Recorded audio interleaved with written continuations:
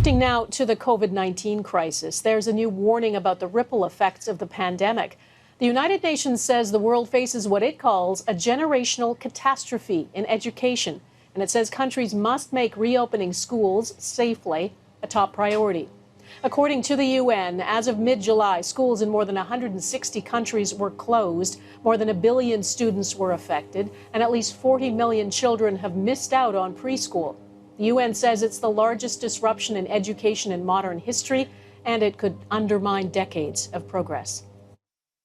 We are at a defining moment for the world's children and young people. Once local transmission of COVID-19 is under control, getting students back into schools and learning institutions as safely as possible must be a top priority.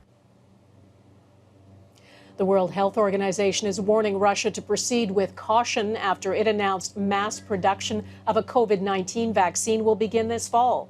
Russia claims it's on the cusp of a vaccine for COVID-19, though there are widespread reports scientists rushed through tests and injected themselves with the prototype to speed up the process. The WHO urged Russia to follow established guidelines for safe and effective vaccine development. It says 6 candidates have progressed to phase 3 levels of testing. The Russian vaccine is still in phase 1. Here at home, Canada's top doctor is trying to temper expectations about a vaccine. Dr. Theresa Tam says even if an effective vaccine is developed, it won't be widely available immediately, and it won't mean a quick return to normal. As Couteur reports, Tam says Canadians should get used to the idea of living with restrictions like physical distancing and masks for several more years. It's likely that there won't be enough vaccines for the population as the vaccine rolls out. A sobering statement from Canada's chief public health officers as a number of vaccines show significant promise in stage 3 of development. And Dr. Theresa Tam followed that up with another dose of reality. We're planning as a public health community that we're going to have to manage this pandemic, certainly over the next year, but certainly maybe planning for the longer term of the next 2 to 3 years. Not what weary Canadians want to hear as they long for a sense of normal to return, be it patios or restaurants fully reopening.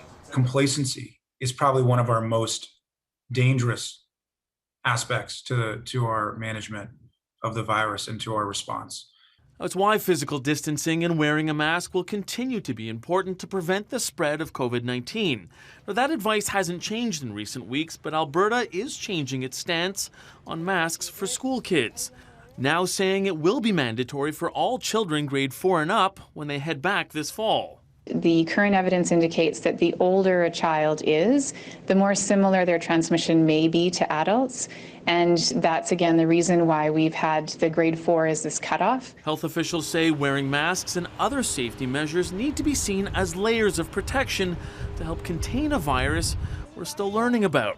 The COVID-19 Alert app is supposed to be another layer, but it also appears to have limitations.